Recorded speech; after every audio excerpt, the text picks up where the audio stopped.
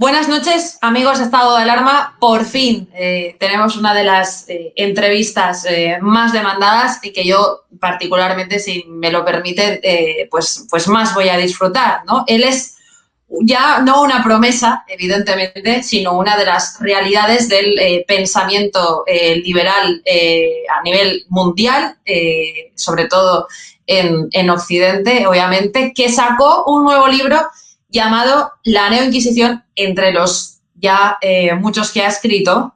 Y vamos a hablar con él sobre qué es la Neoinquisición, quiénes son los neoinquisidores, en qué ámbitos se mueven, estos que persiguen, que censuran y que han logrado la renuncia por parte de una gran parte de la sociedad civil incluso y, por supuesto, de una oposición que debería de ser oposición política contra el marxismo cultural, contra el globalismo, contra todos esos movimientos totalitarios que a día de hoy se están imponiendo en todos los aspectos de la vida. ¿Qué tal, Axel Kaiser?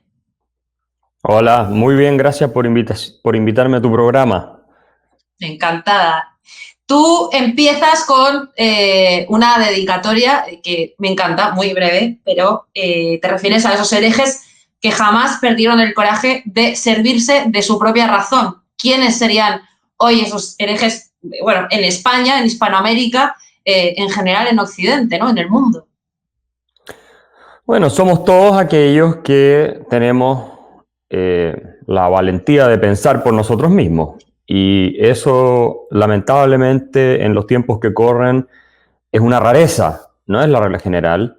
El que acuñó esa frase, ten el coraje de servirte de tu propia razón, fue Immanuel Kant, uno de los filósofos más relevantes de la Ilustración, y él defendía la Ilustración como un proceso de madurez, de emancipación, de adultez, en el que tú dejas de ser un borrego de una autoridad que emite una determinada doctrina o revela una cierta verdad y te conduce en tu vida, tanto en tus acciones como en tu forma de ver el mundo y tu forma de pensar. Y él, obviamente, esto lo defiende en su ensayo famoso ese, ¿qué es la Ilustración?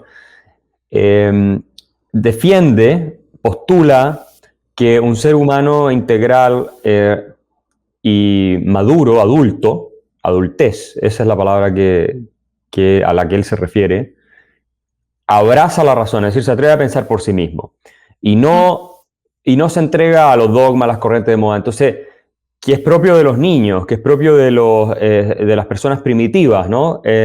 Y de las épocas de oscuridad, que se caracterizan precisamente porque hay una fuente que revela toda la verdad, todos los demás la siguen de manera obediente, sin cuestionarla. Y es lo que estamos viendo hoy día con la famosa corrección política. Son ideas que se ponen de moda en distintas áreas que van desde el feminismo hasta los asuntos de género, hasta cuestiones más de ingresos, distinciones de ingresos en los diversos grupos, etcétera. Y no hay capacidad de reflexión, no hay posibilidad para mucha gente de pensar estos temas, de mirar la evidencia empírica, ¿cierto? La ciencia es imposible con esto. Y estamos entrando de nuevo en una época de oscurantismo, como decía Roger Scruton, en una era en la cual las opiniones, incluso fundadas, hasta científicas, disidentes de esta nueva religión que se está instalando, son perseguidas, son censuradas y las personas son destruidas en su reputación, simplemente por decir verdades. Y esto no es nada nuevo en la historia humana, por supuesto. Desde luego, totalmente de acuerdo contigo. Sin embargo, es llamativo que hay una renuncia voluntaria, termina habiendo una renuncia voluntaria, no solamente por parte de los políticos, por parte de la sociedad, que ya ha visto invadidas todas sus esferas más privadas. Tú hablabas ahora mismo de la ideología de género, del feminismo, desde luego, es un movimiento paradigmático, uno de los más efectivos. Tenemos el asunto del cambio climático, el asunto migratorio, la cultura en la hispanofobia, lo que tú denominas imperiofobia también en el libro. ¿Qué posibilidades hay de vencer a un movimiento o a todo un colectivo de patas que acabo de mencionar?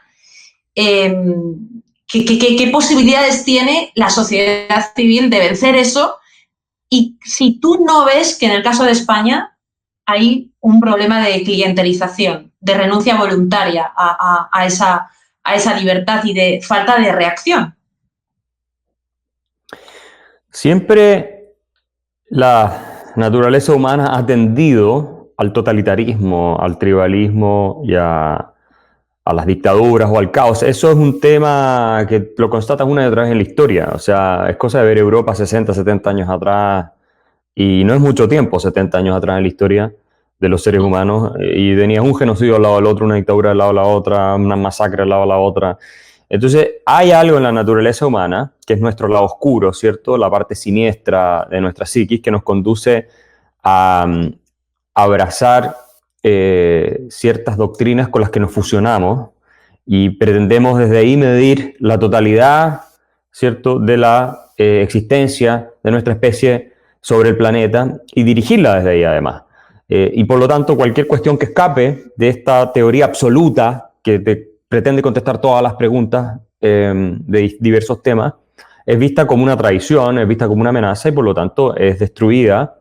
En algunos casos incluso te liquidan socialmente o antiguamente te mataban, ¿no? Sócrates lo condenaron a muerte, esto es muy antiguo, por desafiar el pensamiento que predominaba colectivo en Atenas nomás, nada más que por eso, por hacer pensar a la gente. Esa es la razón por la cual Sócrates termina condenado a muerte. Entonces esto no es nada nuevo y el totalitarismo, insisto, es parte de nuestro ADN y está en nuestra especie. ¿Cómo enfrentarlo entonces? Bueno, también está en nuestra genética como seres humanos la posibilidad de estimular la razón, de generar procesos que conducen a concluir, ¿cierto?, que es mejor una sociedad con tolerancia, con diversidad de opiniones, que es la diversidad de verdad, no la que hablan los nuevos inquisidores, ¿no?, que es la diversidad de razas, de género y todo eso, menos de puntos de vista. Todos tienen que pensar exactamente igual, pero por fuera verse distintos. Esa es una diversidad falsa, ¿cierto?, una hipocresía de diversidad. Y por lo tanto tenemos que seguir entrenando esto que Kant defendía en su ensayo sobre la Ilustración, que la gente sea adulta. Y ser adulto significa que es ese compromiso con la razón, que a su vez es un compromiso con la verdad. Y la verdad es una cuestión que se va descubriendo en el diálogo y en la discusión racional. Y la discusión racional, insisto, es aquella basada en las leyes de la lógica y la evidencia empírica y el sentido común, yo agregaría también.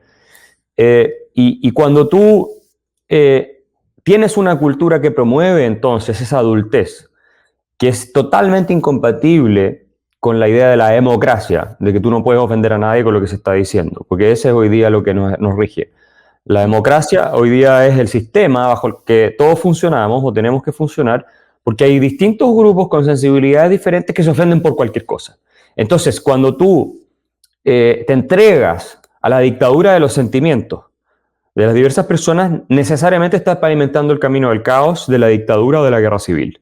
Porque la única fórmula que tú tienes para resolver los problemas de la vida colectiva de manera pacífica es la del diálogo racional. Y el diálogo racional, que es el fundamento de toda democracia, porque sin deliberación no hay democracia y sin razón no hay deliberación, ¿cierto? Bueno, ese diálogo racional solo se puede dar entre adultos, es decir, personas que no le temen a la verdad y que aunque les desagrade, la pueden mirar a los ojos. Aunque les moleste, aunque les duela, pueden lidiar con la verdad. Cuando tú tienes una sociedad infantilizada de niños, como en la que estamos viviendo hoy día, donde no puedes plantear ideas porque se hieren sus sentimientos y tienes una política infantilizada, estás avanzando, insisto, hacia una destrucción del orden democrático finalmente. Y que lo que puede quedar una democracia de nombre, pero finalmente tú tienes normas y prácticas y un Estado que censura opiniones, que persigue disidentes, donde cada vez más hay una visión uniforme de las cosas y vas avanzando hacia una especie de dictadura. Esa es la realidad.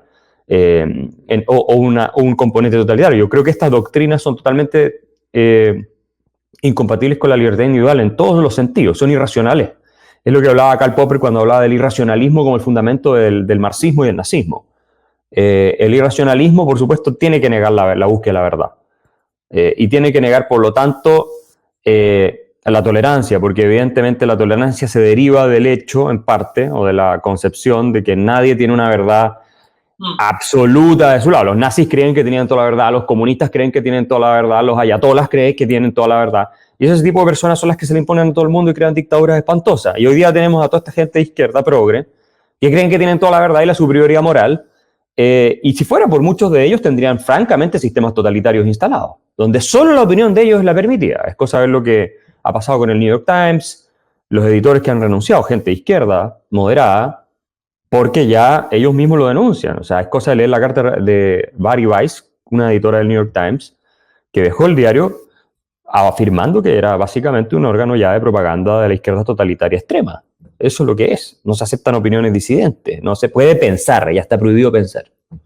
Hay un riesgo evidente en esa decisión de esa periodista, igual que hay un riesgo en tu posición, en tu defensa de la libertad a cambio de una seguridad que es innegable, que adquieren el tipo de personas que se adhieren a esos axiomas, a esos dogmas ideológicos totalitarios que tú estabas mencionando, en el que no se puede hablar absolutamente de nada, en el que las redes sociales ya te han dejado bien claro que estás fuera si no te acoges a ellos. Pero es verdad que hay una satisfacción personal en eso que tú acabas de mencionar hace un momento, ¿no? en esa defensa de la verdad, porque sí hay una verdad frente a esta gente que impone filosofía por encima de ciencia, por encima de lo empírico, ¿no?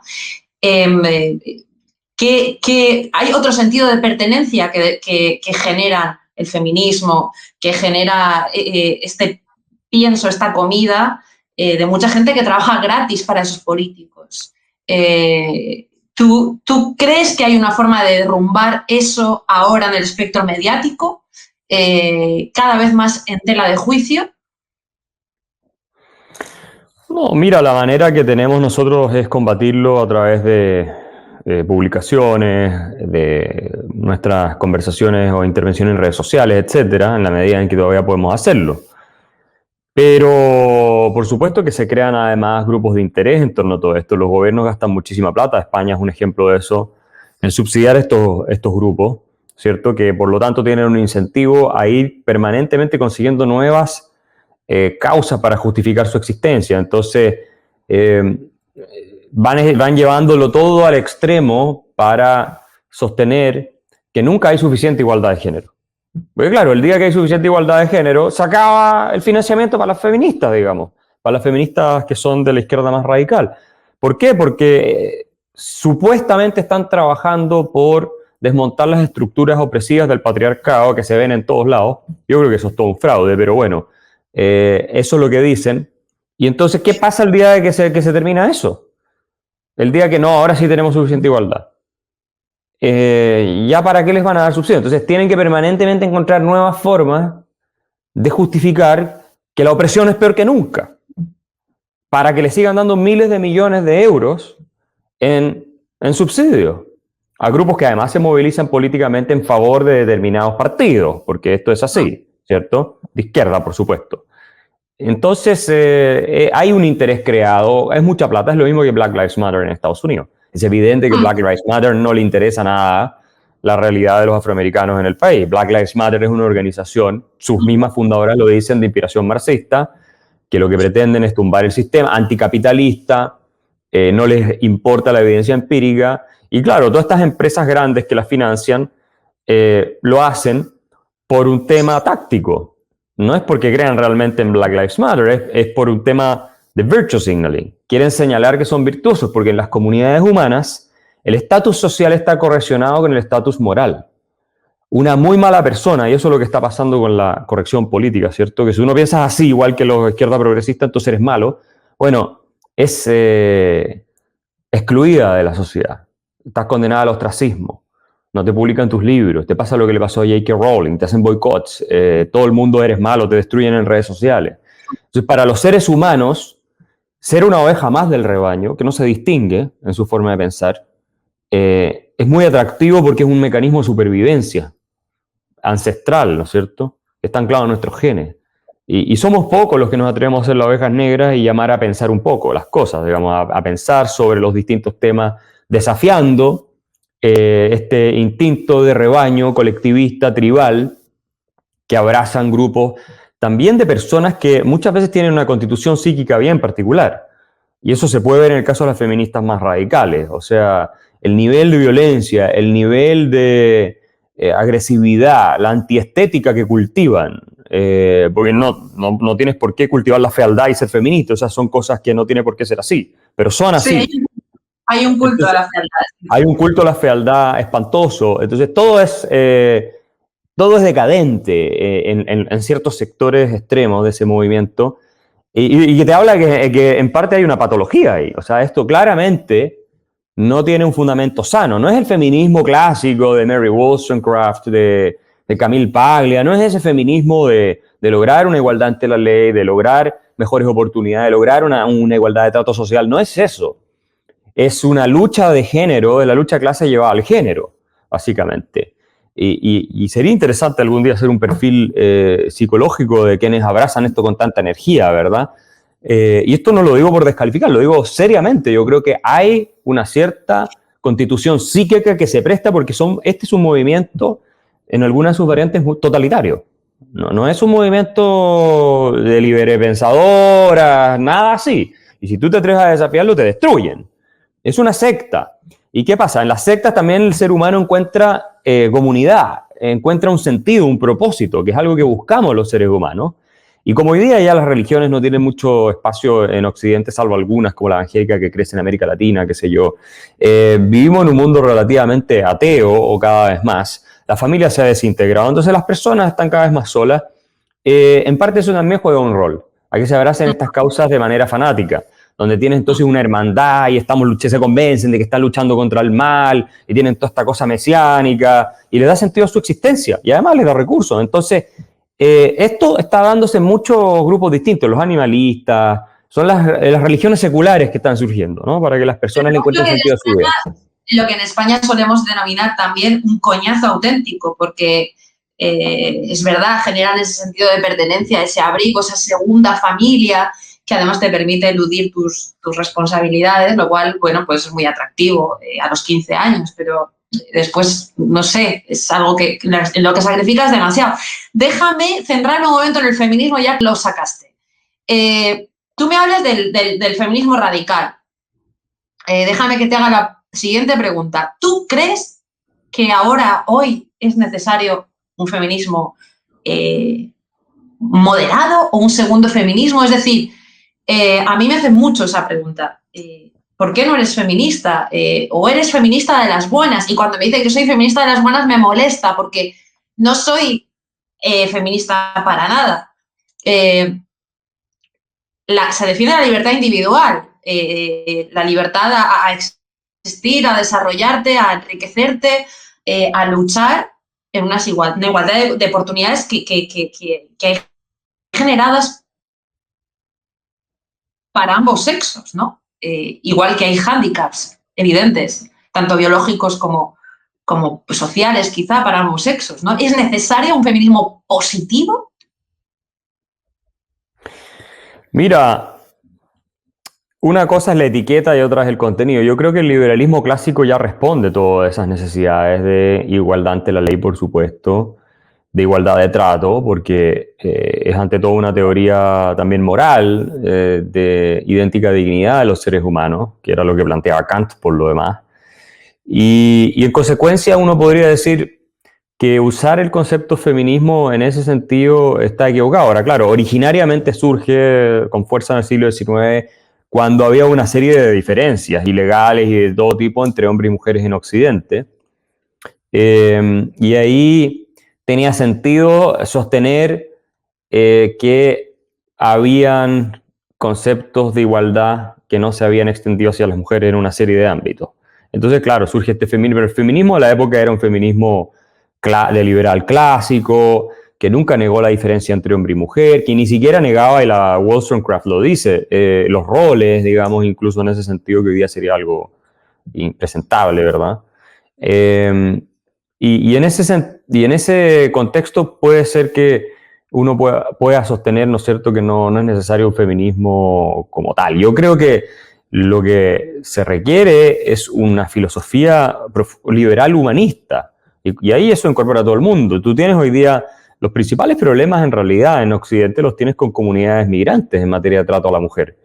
Es decir, yo tengo las estadísticas citadas de la Unión Europea en la Neo-Inquisición sobre la mutilación genital, cómo ha crecido a decenas o cientos de miles de casos en Europa, los matrimonios forzosos, los asesinatos de honor. Todas esas cosas están pasando todos los días y ninguna feminista de estas que están todos los días en televisión dice nada. O sea, sí. Lo único que les importa es cuántos CEOs hay, que soy un hombre, y cuántas mujeres, para poder, sobre esa base que está todo mal hecho y mal pensado y mal calculado, seguir justificando que hay opresión hacia las mujeres, que todas viven además, son todas burguesas que viven una calidad de vida sin presente en la historia humana, que no se compara con la de otras mujeres en la mayor parte del mundo, ni con las de las mujeres migrantes, ¿verdad? Son todas ricas, digamos, son toda gente rica, de altos ingresos, en el contexto planetario, y entonces con esto justifican su posición de víctima, que les encanta, y entonces también que les den más subsidios y estupideces de ese tipo.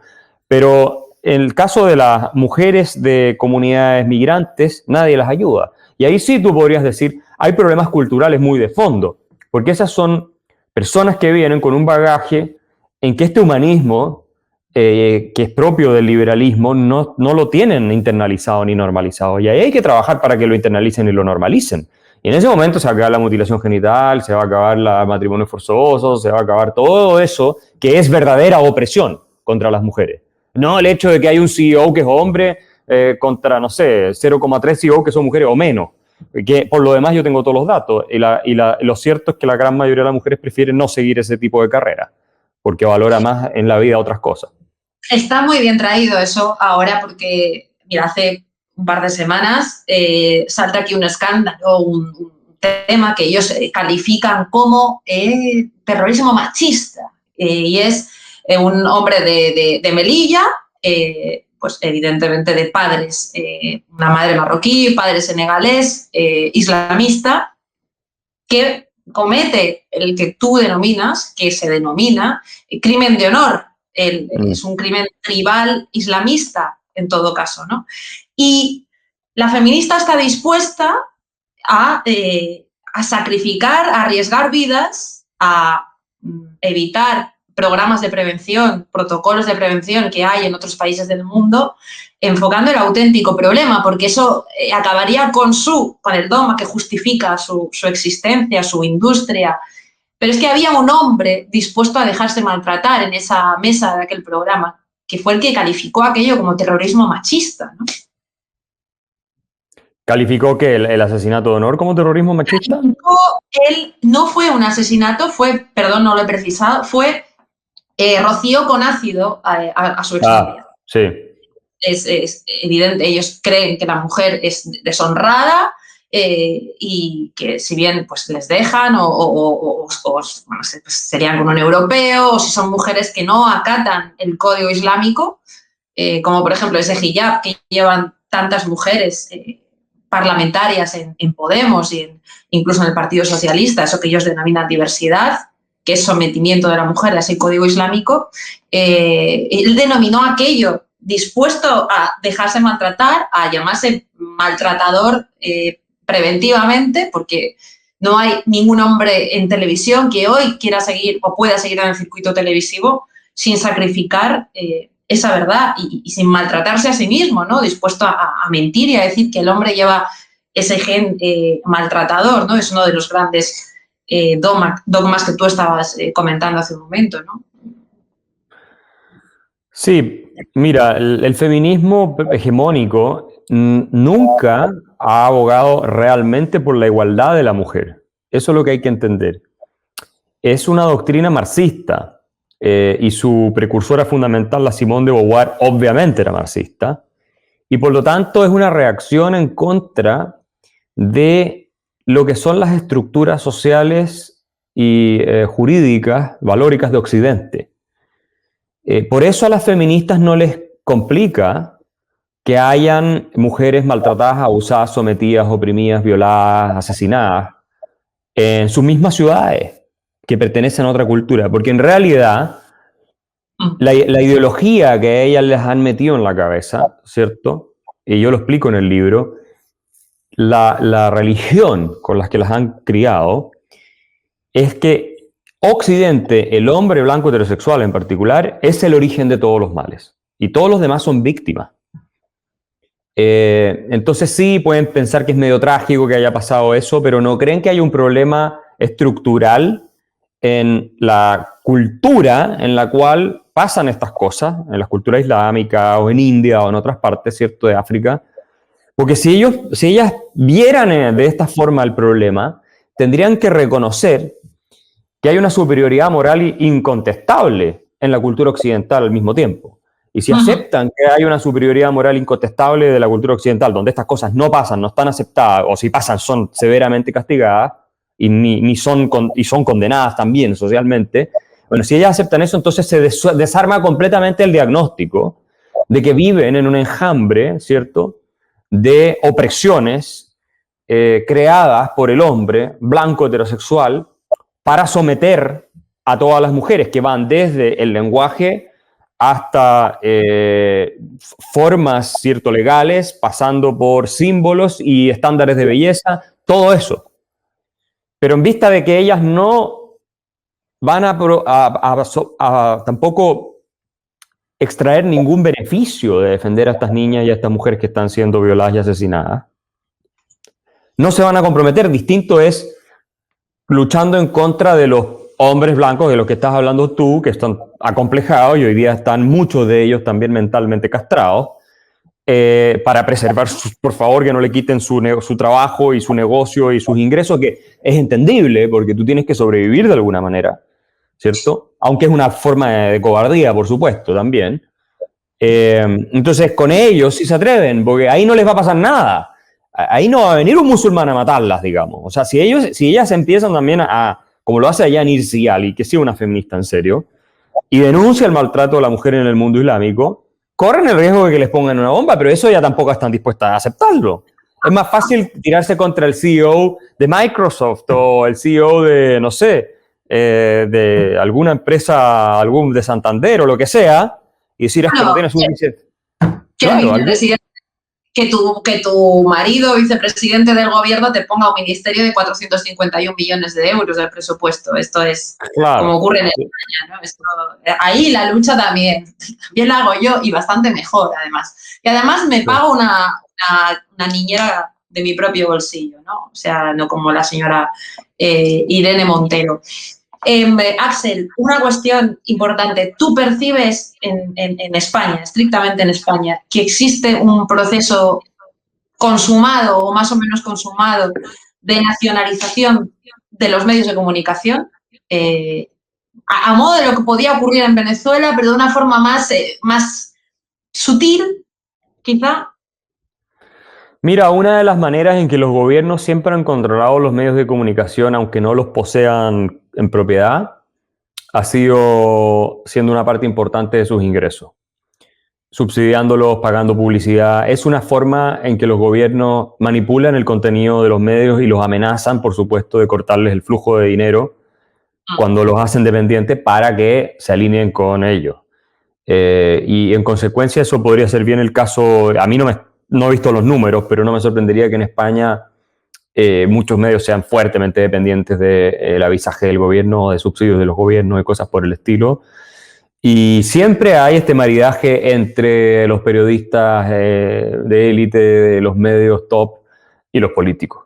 O sea, porque al final se necesitan los unos a los otros, ¿no es cierto? Los medios necesitan a los políticos para que les pasen dinero, les den noticias exclusivas, esto, lo otro, y los políticos necesitan a los medios para que les laven la imagen, transmitan el mensaje que ellos quieren, así suma y sigue. Entonces, y en un país como España, que es bastante corrupto en ese sentido, me parece a mí, en que hay poca libertad y competencia comparado con otros, ¿cierto? En términos de que incluso la economía es muy intervenida por el Estado a todo nivel y tienes todas estas cosas en las provincias y el Estado general y las comunas y las comunidades y toda esta cuestión.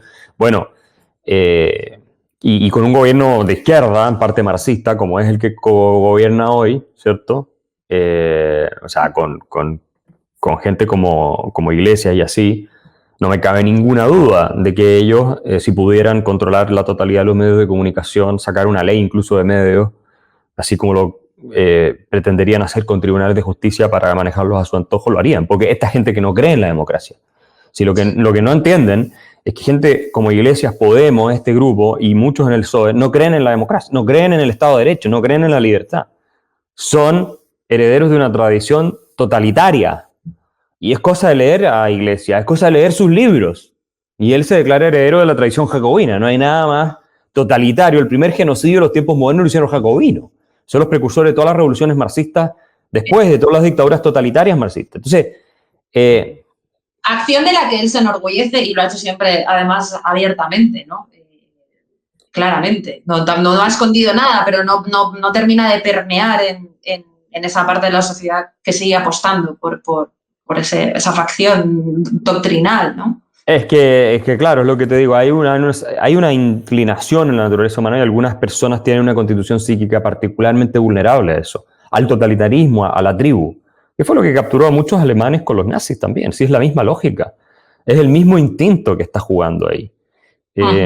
Cierto tribal, la tribu, ¿no? Y el jefe de la tribu, y todos tenemos que hacer lo mismo, y nadie se puede distinguir, y nadie puede sobresalir, y tenemos que compartirlo todo, y nadie puede pensar diferente porque amenaza la subsistencia de la tribu. Entonces, eso es un sistema totalitario, lo que Popper llamaba la sociedad cerrada. Y hay muchas personas que les resuena eso, y otros que no lo entienden bien y por moda también lo apoyan, pero hay un grupo que no es menor en cada sociedad que abraza firmemente ese tipo de corriente. Y es difícil. Ahora, ¿hasta qué punto en España ha avanzado la consolidación del control sobre los medios de comunicación? Habría que hacer un análisis más fino, ¿cierto? Claramente no me parece comparable con Venezuela, para nada. O sea, todavía no estás a ese nivel, estás lejos de eso todavía. No de violencia explícita, pero ya te puedo asegurar que el que no comulgue con todas esas ideas que hemos mencionado, profesionalmente está muerto. Es que una cosa es la corrección política, ¿cierto? Sí. Que al final conducen a autocensura y también una censura de las redes sociales y de los editores y todo esto, porque ya el clima de opinión ha girado de tal modo que ya no son posibles de plantear ciertas ideas e incluso se desechan procesos de pensamiento determinados. Y tú vas a pasar a una sociedad de tipo más religiosa, en que lo que se recita son dogmas y se reconfirman dogmas una y otra vez. Y tú tienes una iglesia acá que es un tanto inorgánica, pero hay una iglesia y tienes tus sacerdotes, que son estos intelectuales y son esta gente que sale, ¿cierto?, en los distintos medios de comunicación. Y cuando tú tienes una configuración cultural de ese modo, y esto es tan peligroso, porque termina por impactar también en la agenda legislativa, y por lo tanto después tienes el Estado que viene siguiendo este cambio cultural y te sanciona por decir una cosa, y los crímenes famosos de odio y todo esto otro, que van en la práctica restringiendo la libertad de expresión hasta que, si no lo frenas a tiempo, no tiene límite, terminas sin libertad de expresión. Esa es la verdad. Sí, todo es delito. Los delitos de odio es un comodín perfecto para acabar con la gente, incluso con el periodismo, y está legitimado por otros periodistas. Hay una parte del libro que me ha gustado especialmente, un párrafo en el que hablas de un proceso que yo creo que más que nunca los políticos, concretamente en España, pero seguro que en muchas otras partes del mundo, han logrado usando como herramienta el coronavirus. Lo mencionas la novela de Humberto Eco, En el nombre de la rosa, y de un libro envenenado por uno de los monjes que veían la fuerza de la risa una amenaza directa para el temor a Dios, sabía que temer a Dios. ¿Ocurre algo parecido en este momento? Los políticos están consiguiendo, y lo hacen a propósito, evidentemente, acabar con la risa, con los espacios de libertad, de relación personal, haciendo que que la sociedad tenga más miedo que nunca al diablo, a la enfermedad, a la inseguridad, al machismo, a todos esos peligros constantes, convirtiendo a una sociedad en paranoica. ¿La hace más controlable a la sociedad? Lo que ocurre es que el fenómeno de la corrección política es sobre todo cultural, ¿ya? Y obviamente se expande a las esferas de poder y a todos lados. Entonces, la risa lo que tiene es que te permite humanizar.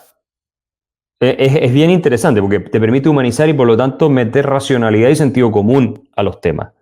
Cuando tú te puedes reír de ciertos asuntos, como por ejemplo puedes hacer chistes sobre las distintas etnias, sobre los distintos géneros, que era muy común, tú acercas a la gente. O sea, el sentido del humor es entre gente de raza negra y gente blanca y chistes para allá, chistes para acá, los acerca. Cuando tú es un puente que humaniza la relación, ¿cierto? Cuando tú todo lo ves desde el prisma de la opresión, un chiste no es una expresión genuina de humanidad hacia otro y de búsqueda de conexión empática a través de la risa, que es una cuestión fantástica que los seres humanos tenemos, sino que es una manifestación de mal, de una profunda indecencia y distorsión de lo que es, ¿cierto?, la verdad revelada por el decálogo de lo que es aceptado o no, por parte de estos profetas, ¿cierto?, portadores de la superioridad moral. Es decir, es por eso que la corrección política y la gente que abraza estas ideas de izquierda, de corrección política, que interesantemente no son los marxistas clásicos muchas veces, son los progres inspirados por el neomarxismo. Los marxistas clásicos son incluso críticos con esto, como Slavoj Žižek, por ejemplo. Bueno, cuando tú abrazas esa corrección política, no puedes tolerar un sentido del humor, porque entonces la corrección política deja de ser algo serio. Y al dejar de ser algo serio, deja de ser grave. Entonces, el presupuesto sobre el que se funda, que es la idea de opresión de unos sobre otros, que están todas las cosas en todos lados, se acaba, porque deja de tener esa connotación extrema de inmoralidad que ellos le dan. Y como consecuencia de eso, su autoridad de predicar se termina. Y ese es el caso del Nombre de la Rosa, donde uno de los frailes estos que están en el monasterio, ¿verdad?, envenena un libro sobre la risa escrito por Aristóteles. Además Aristóteles, que es el gran referente, porque él teme, ¿cierto?, que si la risa comienza a desplazar el temor a Dios en la ciudadanía, entonces básicamente lo que colapsa es la autoridad de la Iglesia Católica. Y la fuerza que la Iglesia Católica tiene sobre, estamos hablando, ¿cierto?, esto en la Edad Media, sobre los habitantes. Y el mal, el pacto con el demonio, la juega, el jolgorio, esta cosa que es más humana, aflora, y por tanto la jerarquía y la misma autoridad de estos sacerdotes disminuye o se desarma. Es la misma lógica que se aplica hoy día, y de hecho yo cito muchos humoristas que dicen que ya no pueden hacer chistes en ninguna parte, sobre nada, porque todo el mundo se ofende. Bueno, si son progres, sí pueden. Sí, pueden ser antisemitas, pueden ser antijudíos, pueden ser lo que quieran. Porque no, claro, lo que pasa es que tú te puedes reír de los judíos y te puedes reír de los blancos porque se supone que son los grupos de privilegiados. Te puedes reír de los hombres y de los alemanes, pero no te puedes reír, ¿cierto?, de gente de raza negra, no te puedes reír de mexicanos, no te puedes reír de latinos, no te puedes reír de mujeres, no te puedes reír de nada, de homosexual ni de transexuales, nada, no puedes hacer broma, no puedes hacer chiste. Porque todos esos son víctimas en esta democracia en la que estamos viviendo. Y yo lo explico en un capítulo de dos sociólogos norteamericanos, Mann y Campbell, que sacan un paper muy bueno, que ellos hablan del auge de la cultura del victimismo. Y en una cultura del victimismo, ¿cierto?, a diferencia de una cultura del honor, que tú cuando eres insultado vas y arreglas por tu cuenta el problema, ¿verdad?, los duelos o lo que sea, en una cultura del victimismo, tu estatus se define a partir de tu condición de víctima, tu estatus social frente a otros. Tú te encumbras, ¿cierto?, en la pirámide social, en la medida en que te declaras víctima y el resto te ve como una víctima, y eso te permite reclamar privilegio y además la autoridad moral de decirle a todo el resto cómo tienen que ver el mundo y cómo tienen que vivir su vida. No valgas para nada a nivel intelectual, o no valgas para nada, no puedas aportar nada a la sociedad, nada útil, nada práctico, ¿no? Nada que construya una sociedad sana o, no sé, eficiente. No, es patológico, y lo que está ocurriendo es que la empatía, que por supuesto es muy importante y tiene un rol fundamental en la existencia humana, pero se está llevando a un extremo en que está sacrificando, ¿cierto?, el compromiso con la verdad y el respeto, yo te diría, por la dignidad de la otra persona, el respeto real, que pasa por ser honesto con el otro también. Y no pretender que el otro no tiene tal o cual deficiencia o no tiene tal y cual característica, digamos, o que podría llegar a surgir independientemente de muchas circunstancias y por no ofenderlo tú no estás dispuesto a decir todo eso. Es como cuando se dice de los discapacitados que son gente con capacidades diferentes. O sea, eso es una cosa absurda. No hay nadie que sea discapacitado que si no tuviera una pastilla para curar su discapacidad no la sanaría. O sea, una persona que es ciega, por ejemplo, no tiene capacidades diferentes, es discapacitada.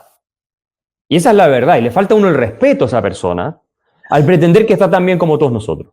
Es muy interesante, te comento un caso así rápido. En Sanidad, aquí en Valencia, la ex ministra, por cierto, de Sanidad del gobierno de Sánchez, que tuvo que dimitir al principio de su mandato, llegó a repartir una guía sanitaria a los médicos para referirse a las personas transexuales como, en lugar de decir mujeres embarazadas, tenían que decir personas preñadas, para no ofender a los transexuales, que obviamente pues no se les tenía que negar el milagro de la concepción, ¿no? Parece que personas preñadas era una forma de salvar esa ofensa de algo que jamás nadie va a poderle ofrecer a un hombre que ha nacido hombre, ¿no? Pero bueno, es bastante... Sí, es parte del mismo tema y de la decadencia cultural de Occidente, que está evidentemente fundada, y esta ministra no tiene que tener idea de eso, pero en ideologías y doctrinas posmodernas, pensadores franceses, alemanes y otros que llegaron a Estados Unidos y después se influyeron muchísimo acá y desde acá volvieron a impactar nuevamente Europa, en esta idea de que cualquier concepto de normalidad es opresivo. O sea, nosotros estamos llegando a un extremo hoy en que incluso las ciencias naturales se consideran manifestación de la opresión del hombre blanco occidental. O sea, a ese nivel de estupidez, porque gran parte de todos estos filósofos, Foucault, Derrida, Letard, qué sé yo, en realidad eran charlatanes, eran activistas charlatanes, de muy poca rigurosidad histórica. O sea, Foucault escribía básicamente libros con datos muy manipulados, con poca fundamento en la realidad, en la práctica, para confirmar y demostrar sus tesis sobre dominación, en el caso de los psiquiatras y todo ese tipo de cosas. Y de ahí vienen todas estas cosas. Y, como digo, es parte de una crisis epistemológica, porque cuando tú niegas el concepto de verdad, y ese es el problema de fondo de Occidente, es una crisis epistemológica. Ya no hay una idea de verdad, se cree que es todo completamente relativo y cualquier cosa puede ser verdad, en la medida en que no ofenda a nadie, ojalá, ¿ya? Salvo a los blancos, a eso los puede ofender y todo, pero la verdad como concepto se ha desintegrado y por lo tanto las ideas de normalidad se han desintegrado, todas. Entonces no puedes tú ahora ni siquiera decir que los hombres no tienen hijos, o sea, que no paren hijos. Que no tienen la regla, esto es una cosa que se ha puesto ahora de moda. O que no tienen la regla, o que hay una experiencia propiamente femenina que tiene un componente en la biología que no la puede tener un hombre, por muy transexual que sea. Y eso es lo que dijo J.K. Rowling, la autora de Harry Potter, y la destrozaron, ¿ya? Pero esa es la realidad científica, esto no es un tema... Pero claro, cuando tú concibes la ciencia y todo el discurso en torno a la ciencia, y es lo que decían este tipo de gente, de pensadores, como nada más que una narrativa que compite por dominar a determinados grupos, junto con otras narrativas, entonces decir que un hombre no puede parir es no una obviedad, sino que es una construcción social o una fórmula lingüística que lo que busca es marginar a determinadas personas, que serían estos trans, que vendrían a ser de nuevo las víctimas de la sociedad, que entonces tiene que cambiar el lenguaje, y entonces tiene que cambiar sus estándares de normalidad, y tiene que cambiarlo todo. Y con eso tú terminas por destruir completamente una civilización. El caos es lo único que te queda como resultado, porque tú no puedes tener ninguna sociedad que sea funcional sin una idea de verdad a la cual ésta aspire en los distintos temas y obviamente a través del diálogo racional irla descubriendo. La pura subjetividad termina conduciendo al desborde, obviamente al derrumbe de todas las estructuras que permiten la convivencia, porque no tienes ningún referente, ningún norte de qué es lo permitido, qué es no lo permitido, qué es lo aceptado, qué es lo no aceptado, todas esas cosas, y conduce al caos finalmente, si es que la generaliza. Axel Kaiser, 45 minutos de entrevista, yo estaría más, pero me enseñaron a no abusar de los invitados buenos y amables, sobre todo para que quieran volver. Así que no voy a abusar más de ti. Ha sido un lujo y yo creo que también para toda la gente que nos está viendo. Ojalá vuelvas algún día. Encantadísimo, cuando tú quieras conversamos nuevamente. Te mando un abrazo grande. Un abrazo. Muy buenas a todos, esto es Estado de Alarma. Hoy estrenamos este programa por YouTube de media hora de duración. Estaremos de lunes a jueves a partir de las 8:30 de la tarde. Y este programa nace porque, al igual que tú estás cabreado con ese gobierno central que podría haber hecho mucho más contra el coronavirus, que ya se ha llevado cerca de 3.500 personas por delante, ese gobierno que nos mintió, que nos dijo que solo iba a haber un contagio y que podría haber actuado antes, viendo la que estaba cayendo con la pandemia tanto en China como en Italia, pues hemos decidido montar esta plataforma de libre expresión ante los intentos del gobierno central de usar ahora los minutos de televisión pública que acaparan para lanzarnos desinformación y propaganda. Por eso desde aquí vamos a desmontar sus mentiras, vamos a daros la verdad y vamos a apoyar a los profesionales sanitarios, a las fuerzas y cuerpos de seguridad del Estado y a esa población civil que vive confinada, que vive aislada y harta de ver al vicepresidente del gobierno saltándose la cuarentena hasta en 3 ocasiones. Quieren que olvidemos los secretos que irán a tumbarse en el palacio de hielo. Muchas almas vuelan a diario, millones de velas en los santuarios, demasiadas cruces en el calendario, un país entero contra un adversario, hospitales con mares de voluntarios, todos los balcones llenos en mi barrio, aplausos que se escuchan hasta el planetario, para ángeles vestidos de sanitarios. Nos está costando respirar. Nuestro mundo paró de girar. Ya. Ellos